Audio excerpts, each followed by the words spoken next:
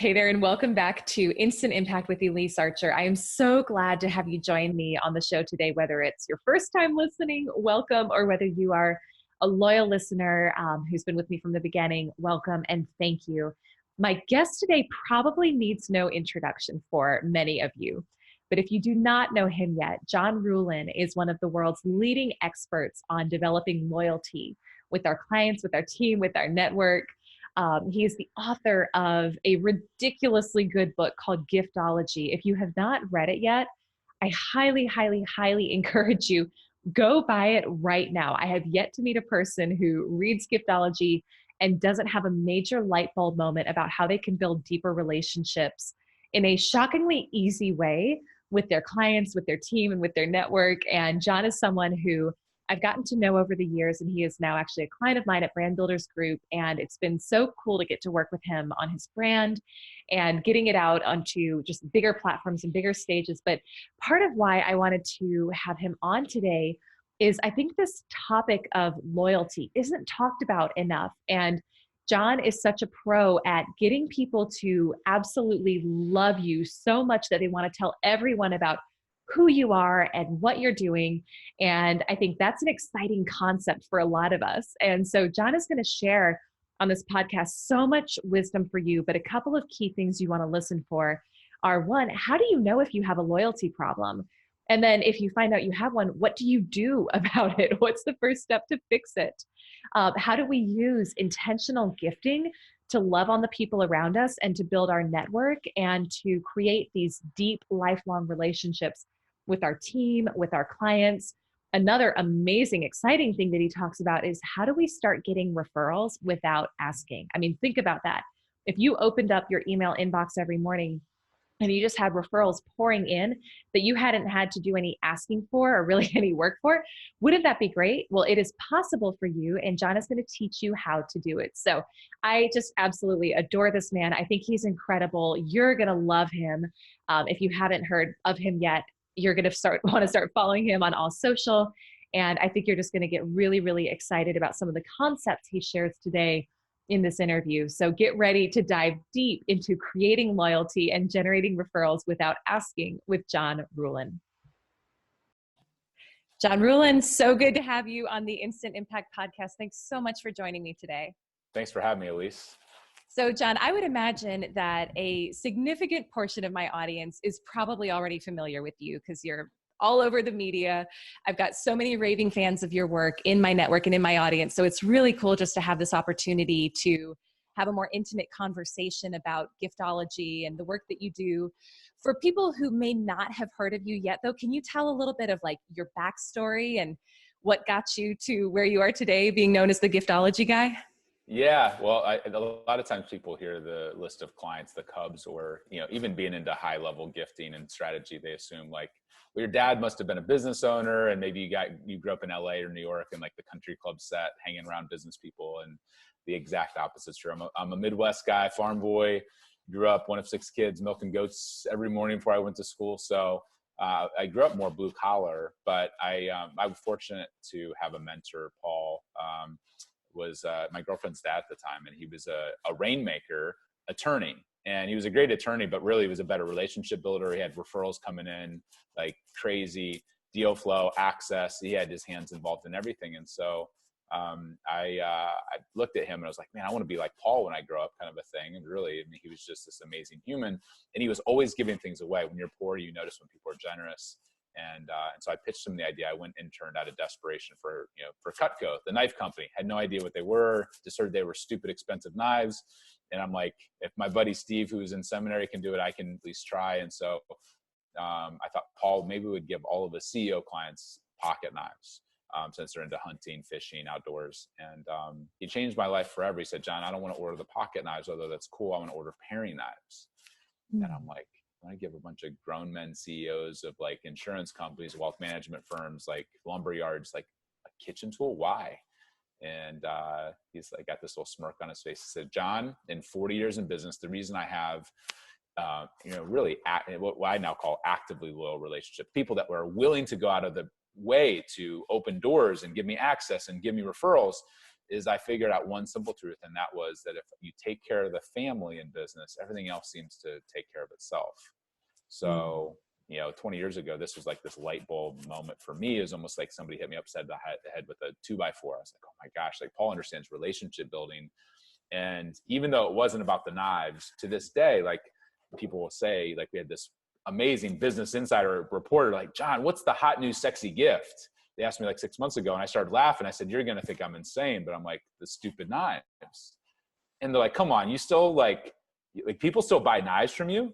And I'm like, my team helps source millions of dollars in knives. And the reason is that, business people, most of them are married, they have families, they're foodies, they entertain. And so really over, what we still do to this day, a lot of those principles were inspired 19 years ago from watching this Rainmaker attorney really develop, referrals without asking. And so we're teaching it, we're modeling it, but more specifically, companies still hire us to buy a lot of gifts to not just for fun, but to actually drive results. So when you mention referrals without asking, I would imagine that that is piquing the ears of most everyone listening who's in some sort of a sales or revenue generation role. Because for most of us, the concept of asking for referrals, getting referrals, it can feel icky. It can feel uncomfortable. It's like, I don't want to put people out. I don't want to bug people. But the idea of having referrals come in without even having to ask for them is enticing. So it's probably going to be a new concept for a lot of people. Tell us about what that means and how the heck do we get referrals without asking? Yeah, well, most people, they'll come to me and say, John, I did the gifting thing. It doesn't work. I sent out this or that. And I didn't get referrals without asking. Or I'm like, well, there's a recipe, there's a system, there's a methodology. And most people do gifting out of obligation. They do it at expected times. They send gifts after a referral, which is actually the worst time to send a gift. They send gifts at Christmas, worst time to send a gift. And so people will say, I've done gifting, but really they haven't. They've done swag, they've done promotional items, they ruin the timing. And so to get referrals without asking, you have to follow the steps like baking bread. And if you skip putting in yeast, guess what? You don't get bread. And so there's this methodology. And one of them is to be consistent. Like for the Indians, for instance, I sent them, a gift, not one, I sent them a gift every quarter for like 6 years.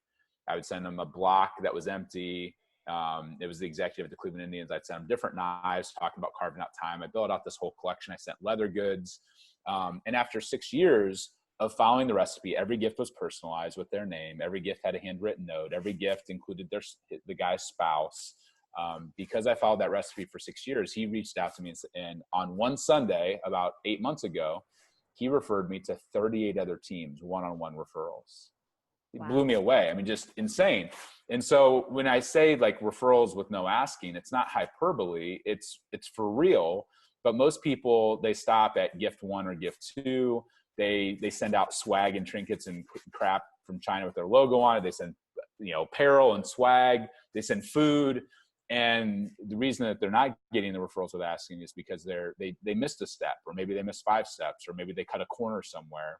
And so, this is a practice that we teach. I mean, we walk all of our clients through this methodology and say, hey, you're not doing gifts just for fun and kicks and giggles. The goal is you do these gifts, or what we call artifacts. You should be putting $1 in, and over the next 5 years, you should be getting $10 back.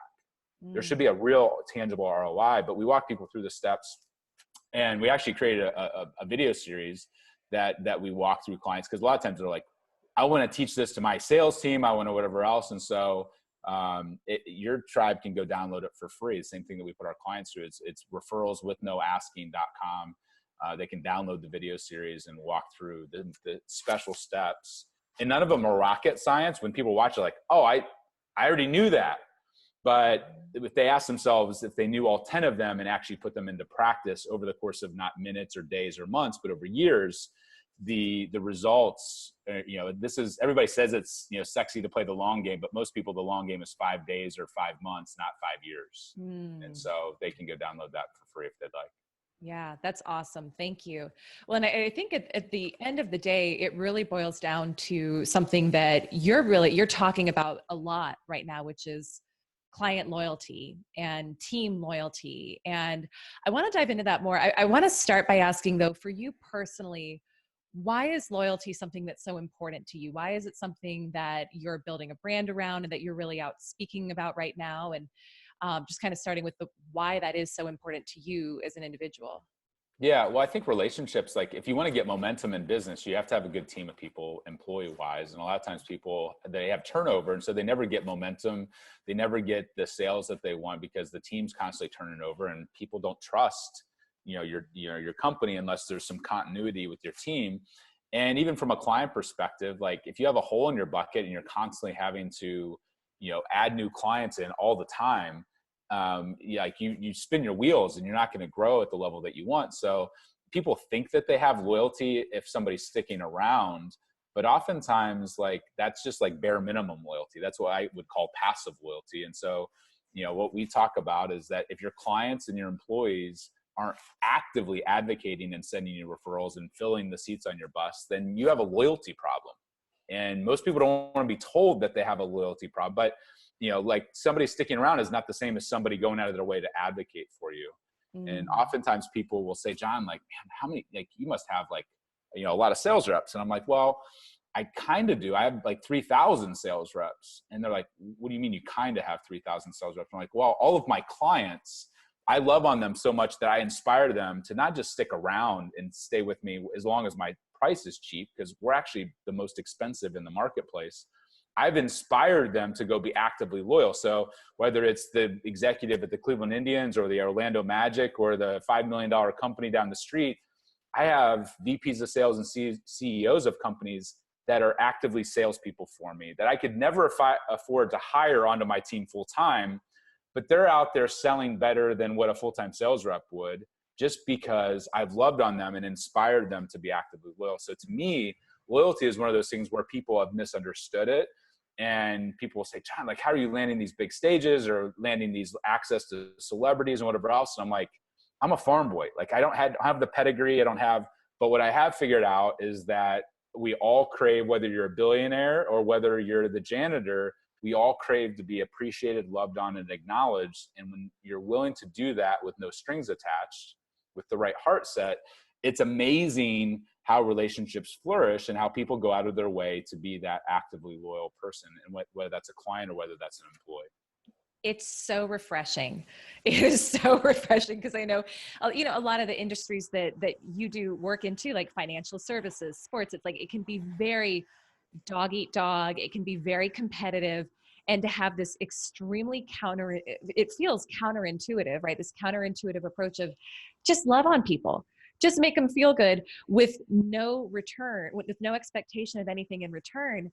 But what ends up happening is, like you said, every single person you encounter, whether they do business with you in that moment or not, they have a really positive impression of you. And that comes back. Like, I know when I connect with members of my network who also know you, everyone, the initial reaction is like, oh my God, I love that guy. Right. And it's like, what does he do? What do you do to do that? And you make every person that you encounter feel loved, feel appreciated. And like the primary way, right, is through gifting. It's also just how you treat people, right? It's you treat them like real humans, and you genuinely appreciate them. But it's interesting because when I think about when I make a referral to you, I am so excited to tell someone about you and what you do because of the way that you make me feel. And it's like, if we could all learn to do that, right? To make other people so excited to like be on the lookout to refer us just because it feels good. You don't need a huge sales team, right? I know you guys have a big operation, but you keep it lean and mean. And it's because you've got everyone who's ever encountered the Giftology brand out selling for you. So it's such a cool, almost counterintuitive approach to business, but gosh, it works. Yeah, it's fun, and it's a fun way to live too. I mean, I think that's the core of what we're doing. Is it's not a tactic or a manipulation. It's a lifestyle.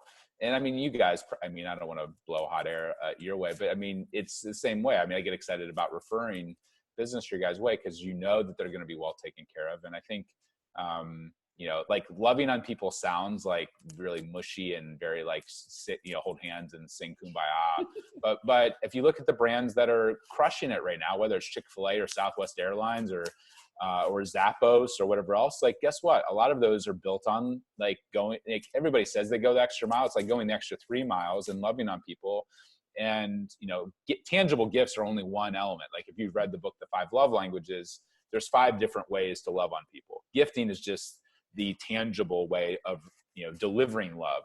It's not even really about the gift. It's what it signifies. And I think the fun part for me is that I have relationships that I haven't seen in 5 or 10 years that will like refer me deals.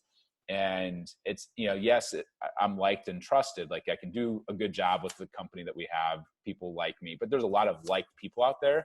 But the tangible element of like, they're like, John, I think about you whether I want to or not, because I'm using that stupid knife or that stupid custom leather, whatever. And so I'm the most top of mind person in their world. And so they can't help but think about me on a regular basis. And that's where we win. Like there's a lot of people that have more money to spend on Facebook ads and have more money to spend on billboards and on big trade shows. And that love seems like seems like weak sauce, but really it's like this really powerful, long lasting way to stay top of mind. Totally agree.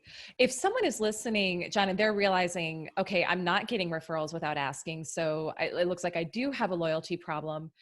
And they're realizing that they may have a loyalty problem within their own team as well as their clients. Where do you start?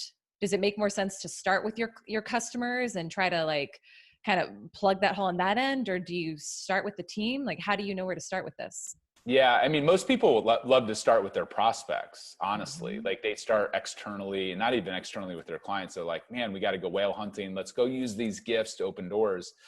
And what they don't realize is they're actually going to create more bitterness with their own employees. Like I tell people all the time, like you can't expect your employees to deliver the Ritz-Carlton service if they've never experienced something like the Ritz-Carlton before. And so, I'm a big believer in taking care of my own team. Now, am I perfect? No. But I think if you talk to my team, we don't lose employees because we do things like, I have a remote team. They're working all over the country. A lot of them are college educated, stay-at-home moms. They're married, they have kids. And so we pay to have their houses cleaned every other week. And people are like, how do you afford to do that? It's like, and I'm like, they're like, how much is it? I'm like, $2,000 a year per employee. And they're like out of their mind. Like even at Google, they're like, oh, we couldn't afford to do that. And I'm like, you guys are, that's BS. Like when you make a hire of a new employee, even a low level employee might, let's say the salary range is 35 to 45,000. That's a $10,000 swing that you don't even think twice about as a small business owner to make that hire of 10 grand. I'm like, what if you just took half of that 10 grand, 5 grand and loved on your employees, put them up at the Ritz or took care of house cleaning or, like right now it's around Mother's Day. Like I'm getting all of my employees, they have Cheerios in the back of their seats. I'm getting all their cars detailed on the inside so they look like brand new.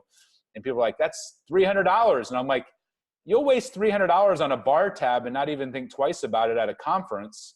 I would rather take $300 and invest it in my team members. And it's not that there's anything wrong about picking up a bar tab or dinner, but I think most people are very, it's penny wise and pound foolish. It's that old adage of like, they don't realize where they're making their investments that could actually like move the needle. And so starting with your team so that they love on your people really, your clients really well, then start with your clients and even your vendors. Like I buy gifts for my people I'm buying millions of dollars worth of product off of. People are like, they should be buying new gifts. So I'm like, well, they do, but I don't care. Like, I don't have a business without my vendors.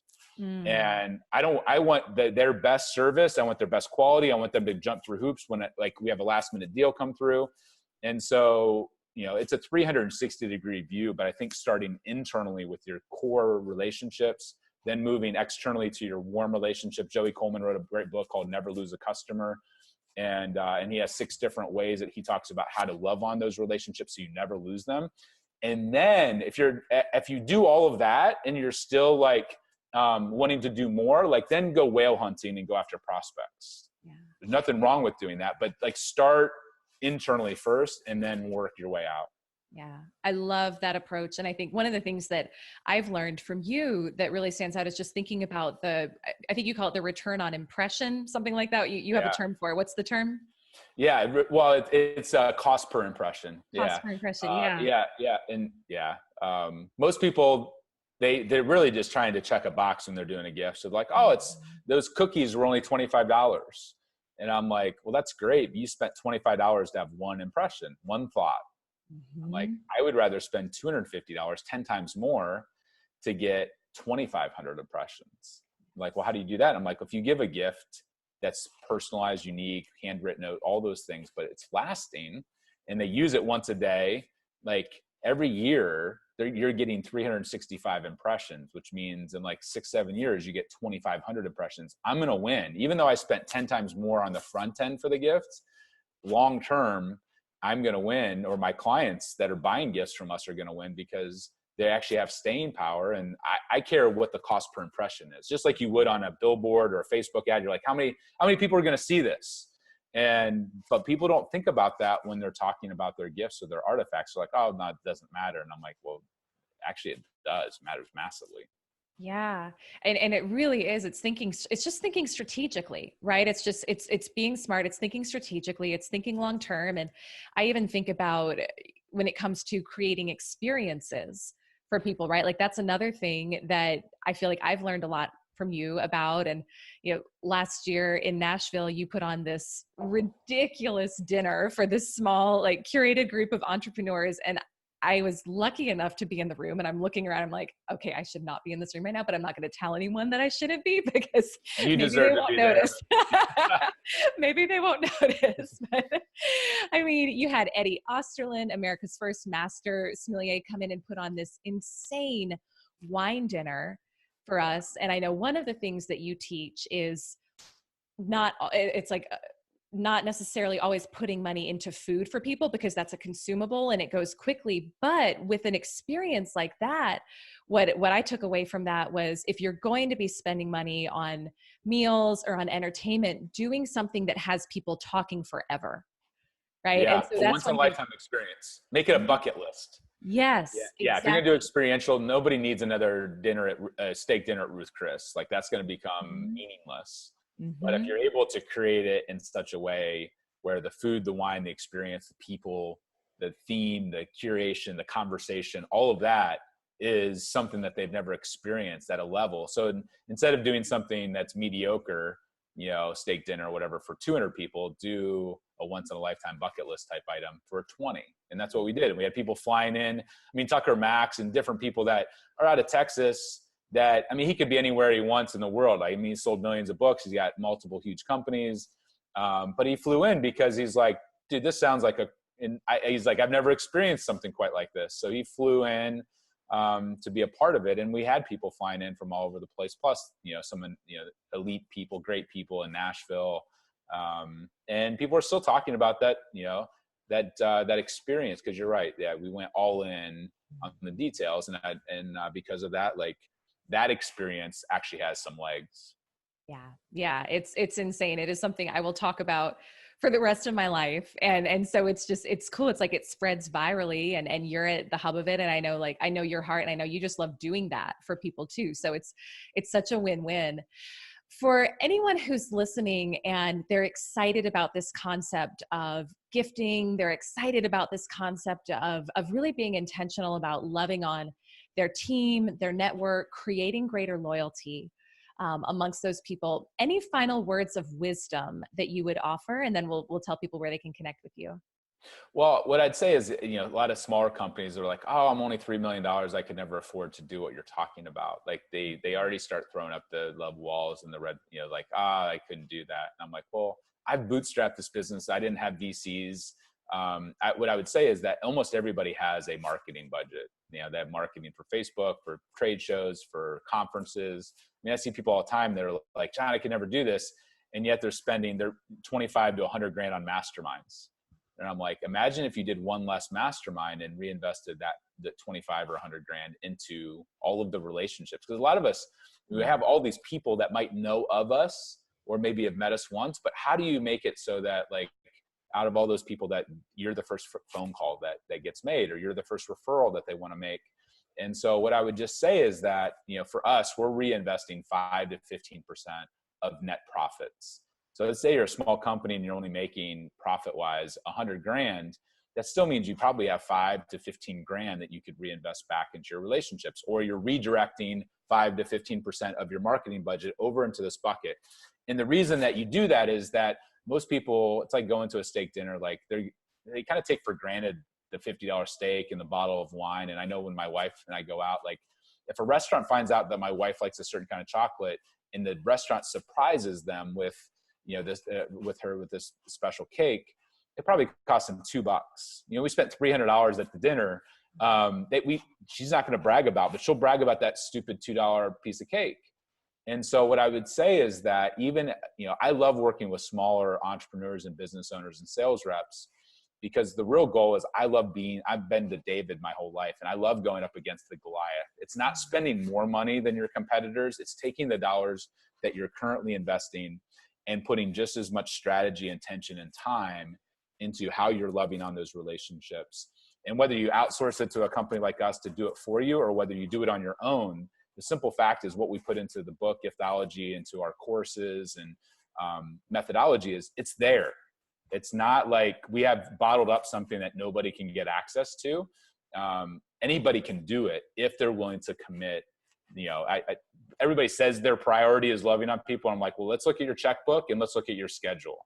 And that's where your real priorities are.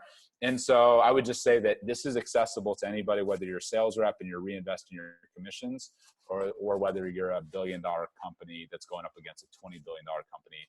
Anybody can do it, and it's accessible. It's just a matter of committing to it.